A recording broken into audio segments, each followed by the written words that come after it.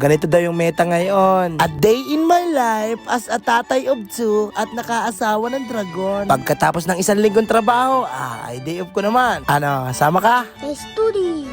Nayan, nag-asikaso na kami at day off ko nga ngayon ay mauwi kami doon sa barangay Dangkalan. Mabiribisita naman daw itong aking mga inakay sa kanilang mga lolo at lola. At habang kami naman ay naglalakbay dito sa may barangay Bagakay, ay napadaan kami dito sa nagtitinda ng dragon fruit. Ay mabilian natin tayo niyan at matagal nang hindi nakakalasa. Pagkatapos naman ng 10 kilometro, ay nakarating na rin kami dito sa bahay nila Master sa barangay Dangkalan. Pagkarating-rating naman namin dito kala Master, ay diretso ko na kaagad doon sa tanim na ubas ng aking biyanan. Nakakabano nga yung tanim nila ditong ubas at may bunga na kahit kakarakaunti. Si Master naman ay kahit hilaw pa ay binalbaga na kaagad.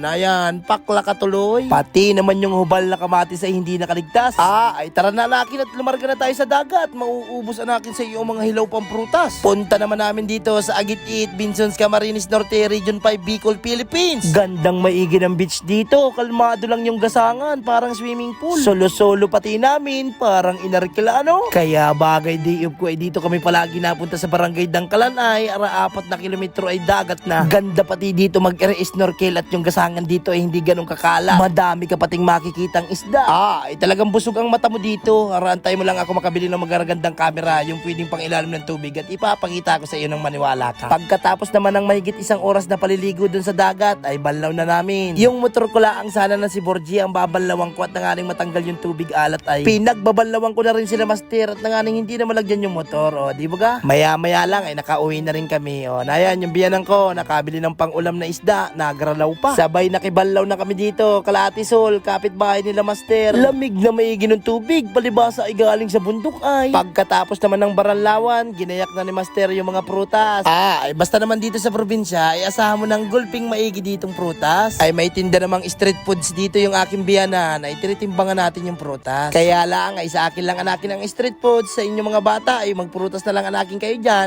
Ang oras naman yan ay mag-aalas 11 na ng tanghali, ay niluto na ng aking biyanan yung uulamin namin. Sarap anakin yan, sariwang isda, lalo na't libre.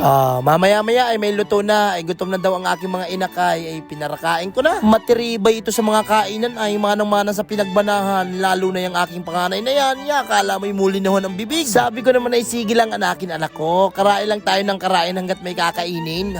Katulad niyan, handa na daw yung tanghalian. Aba, ay etano't patatagal-tagalin, hindi dapat pinag-iintay ang pagkain.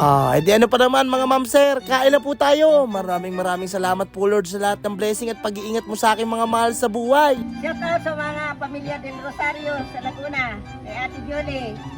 Kain kayo.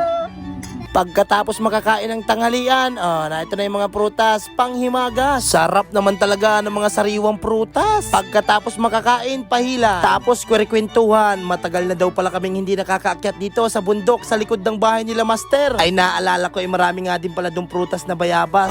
Katulad niyan, may mga hinog na nga kaagad, pinagbabalbaga na. Sabay diretso na naming akyat, ay nasa Kalahati pala ang kami ay halhal na kaagad. Ay sabi ko ay maganda na rin naman anakin ang view dito sa Kalahati. Ay dito na lang anakin tayo. Tanggal naman ang pagod pag akyat dito sa burubundok na ito. Pagkagaraganda naman ang view ay. Sabi ko naman dito kay Master ay gayahin natin anakin yung trending sa Facebook. Kaya lang hindi namin matukoy. Iba ang ginagawa ni Master. Nayan, tingnan mo naman parang wala sa puso ang ginagawa. Ano? Ay sabi ko ay ako na nga lang anakin ang ma-selfie dito sa magandang view na ito. Sabay kuha ko na ng carpet na damo at maganda anakin ito doon sa bilyaran, makuha anakin ako. Mamaya-maya ay nakita naman ni Master itong prutas na tungaw-tungaw. Hindi ko nga alam na nakakain pala ito. Nayan, para maniwala daw ako ay siya na muna ang makain. Ay sabi ko nga ay siya nga ano. Sabay inabutan ako ng hinog. Pagtikim ko ay masarap nga ni, lasang piras. Yung texture tsaka yung lasa ay parang piras. Ganda pa ng bulaklak. Sabay binigay ko kay Master. Nang makita naman ninyo yung ngiti ni Master. Kaya lang ay tipid talaga ang ngiti ni Master. Once in a blue moon lang yung kung gamitin ni Master. Mamaya-maya lang pagkatapos namin makakuha ng karpet na dalahin doon sa bilyaran ay nag-uwi na rin kami. Nayan, balasik talaga ng pamangkin ni Master na si Kuya Lance. Pag uwi naman namin, aba, ay syempre may mga pasalubong kami. Katulad ditong tungaw-tungaw, natatakot pa si Kalib kainin. Nang matikman naman ay ayaw ng tigilan. Kakaunti anakin ang dala ko. May ginalang at may dumaan na mag-ice cream. Maigi talaga anakin at nanganing may pangsuhol kung walang mag-ice cream ay. Golping arti ang inabot kay Kalib. Habang sila naman ay nagkwikwentuhan ay wala anakin akong magawa. Pipinturaan ko anakin itong bahay ni Master. Paunti-unti lang ang gawa ng bahay ni Master. master. Gayon daw baga, kung gusto mo daw baga magkabahay ay pasimulan mo kahit wala ka pang budget. Paunti-unti laang. Ito po ay katas ng Facebook. Di baga, kapag nagbaha na dun sa aming bahay, ay di may malilipatan kami kahit papaano. Kaya laang ngayong pintura, isinimulan ko laang at ako'y nangingilo dun sa hagdan. Baka anakin ako yung magiba. Ilinisan ko na laang yung nakuha kong dripwood. Mamaya-maya ay tapos na sila sa pagpintura. Ay sige anakin, total ay alas 3 na. Ay di magluto na anakin tayo ng merienda. Nakalibre naman anakin tayo ng tanghalian. Ay luto na lang anakin tayo ng masarap na meriendahan. Na yan, si master na ang dumali. Kaya lang ay sunog yung mga tinapay. Monte kang pang maging uling. Ay pwede na nakin yan. Mamaya-maya ay di kain na naman. Na yan, nasa unahan agad si Caleb.